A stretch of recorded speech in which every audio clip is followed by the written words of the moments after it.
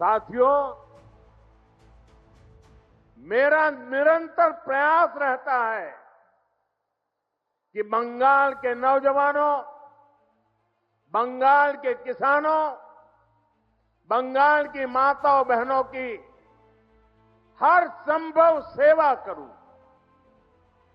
लेकिन यहां की टीएमसी सरकार केंद्र सरकार की योजनाओं को आप तक ठीक से पहुंचने ही नहीं देती। अरे भाई, अगर इनको मोदी से परेशानी है, ये तो मैं समझ सकता हूं। इनको बीजेपी से दुश्मनी है, ये भी समझ में आता है।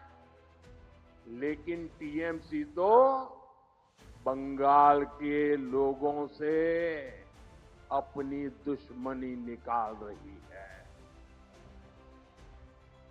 टीएमसी यहां के नौजवानों, यहां की माताओं बहनों, यहां के किसानों से दुश्मनी ठाने हुए हैं।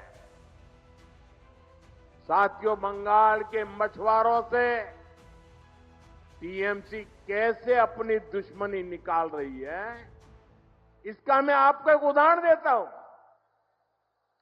बंगाल में लाखों परिवार मछली के काम से जुड़े हुए हैं।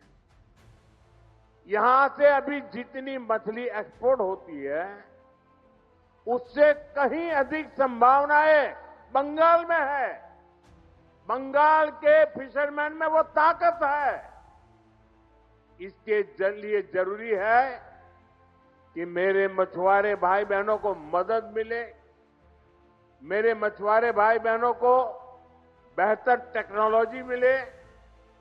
इसी सोच के साथ देश भर के मछुआरों की मदद के लिए केंद्र सरकार ने एक डिजिटल प्लेटफॉर्म बनाया।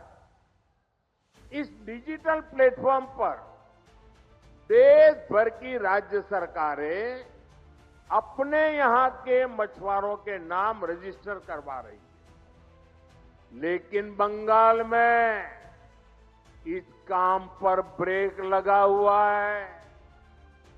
हम बंगाल की टीएमसी सरकार को बार बार चिट्ठी लिखते हैं। मुख्यमंत्री जी चिट्ठी नहीं पढ़ती है, लेकिन अफसरों को तो पढ़ने दो। लेकिन टीएमसी सरकार यहां के मछुआरों के रजिस्ट्रेशन में बिल्कुल सहयोग नहीं कर रही है। इससे बंगाल के मछुआरों को पीएम मत्स्य संपदा योजना जैसी केंद्र की स्कीम का फायदा नहीं मिल पा रहा है। साथियों, टीएमसी बंगाल के नौजवानों के भविष्य भी के साथ भी खेल खेल रही है। पूरे देश में हजारों आधुनिक पीएम श्री स्कूल खोले जा रहे हैं। लेकिन टीएमसी बंगाल के बच्चों को पीएम श्री स्कूल की बेहतर शिक्षा से भी वंचित रख रही है। आप मुझे बताइए, बंगाल के बच्चों का भविष्य तबाह कर रही टीएमसी सरकार को जाना चाहिए कि नहीं जाना चाहिए? जाना चाहिए कि नहीं जाना चाहिए? ये टीएमसी को भगाना चाहिए कि नहीं भगाना चाहिए?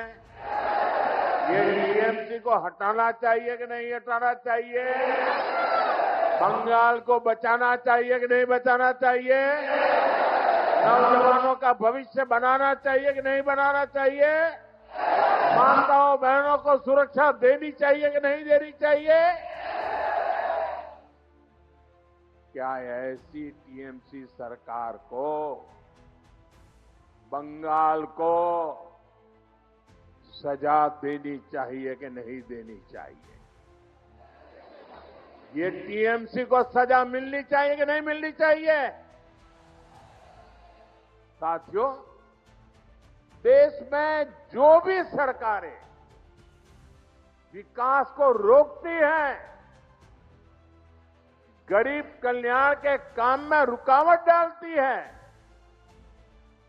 देश का मतदाता अब जान चुका है, देश का मतदाता जाग चुका है। ये रुकावट डालने वाले हर किसी को लगातार सजा मिलती रही है। दिल्ली में भी, दिल्ली प्रदेश में एक ऐसी ही सरकार थी जो केंद्र की योजनाओं को लागू नहीं होने देती थी। हम उनको कहते रहे कि दिल्ली के गरीब परिवारों को मुफ्त इलाज देने वाली आयुष्मान स्कीम लागू करो, लेकिन वो सुनते ही नहीं थे। वो राजनीतिक हिसाब किताब में ही लगे रहते थे। इसलिए दिल्ली की जनता ने उनको सत्ता से बाहर का रास्ता दिखा दिया, मुख्यमंत्री को भी घर भेज दिया। और अब दिल्ली में आयुष्मान योजना से गरीबों को मुफ्त इलाज हो रहा है। साथियों, बंगाल की जनता ठान चुकी है, यहां के लोग टीएमसी की निर्मम सरकार को सबक सिखाने वाले हैं, ताकि यहां भी बीजेपी सरकार बने और आयुष्मान भारत योजना बंगाल में भी लागू हो, गरीबों को मुफ्त इलाज मिले। साथियों, बंगाल में भाजपा की डबल इंजन सरकार बननी बहुत जरूरी है। जहां भी भाजपा की डबल इंजन सरकार है, वहां केंद्र सरकार की योजनाओं के तहत बहुत शानदार काम हो रहा है। मैं आपको हर घर नल से जल की बात बताता हूं। देश के गांव-गांव में हर घर तक पाइप से जल पहुंचे, इसके लिए केंद्र की बीजेपी सरकार ये अभियान चला रही है।